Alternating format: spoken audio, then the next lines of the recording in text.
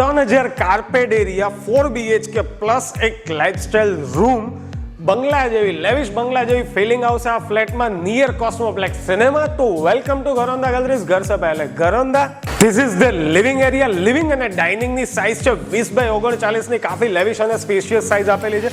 તમે living area જોઈ શકો છો. બિલ્ડરે કાફી લેવિશ બનાવેલો છે અને લિવિંગ એરિયા પછી તમે જો ડાઇનિંગની સ્પેસ બહુ હ્યુજ આપેલી છે અને લિવિંગ એરિયાથી અટેચ જ ગાર્ડન એરિયા આપેલો છે. નોટ અ પોચ, નોટ અ સ્ટેન્ડિંગ બાલ્કની. અને ગાર્ડન એરિયાની સાઇઝ છે 28x7 ની, જે તમે જોઈ શકો છો. This is the kitchen area. Kitchen એરિયાની સાઇઝ છે 14x12 ની અને કિચન એરિયાથી અટેચ જ વોશિંગ એરિયા આપેલો છે અને કિચન એરિયામાં સ્ટોરેજ એરિયા બી આપેલો છે. This is the lifestyle room. Lifestyle રૂમની સાઇઝ છે 11.5x15 ની.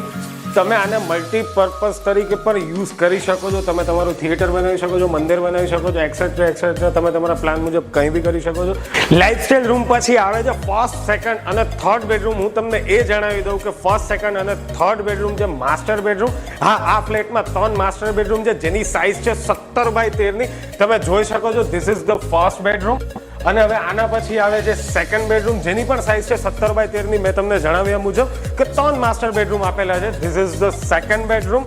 સેકન્ડ બેડરૂમ બી તમે જોઈ શકો છો અને સેકન્ડ બેડરૂમની એક્ઝેક્ટ સામે આવે છે થર્ડ બેડરૂમ, જે બી તમે જોઈ શકો છો. અને 3 બેડરૂમમાં સ્ટેન્ડિંગ બાલ્કની પણ આપેલી છે. This is the fourth bedroom. એ પહેલા હું તમને એ જણાવી દઉં કે બિલ્ડરે પાવડર રૂમ બી આપેલો છે, જે બી તમે જોઈ શકો છો. અને આ ફોર્થ બેડરૂમની સાઇઝ છે 12x16 ની વિથ અટેચ સ્ટેન્ડિંગ બાલ્કની. જો તમે અમારો આ વિડીયો ઇન્સ્ટાગ્રામ અને ફેસબુક ઉપર જોઈ રહ્યા છો તો અમારા પેજને ફોલો કરી લો.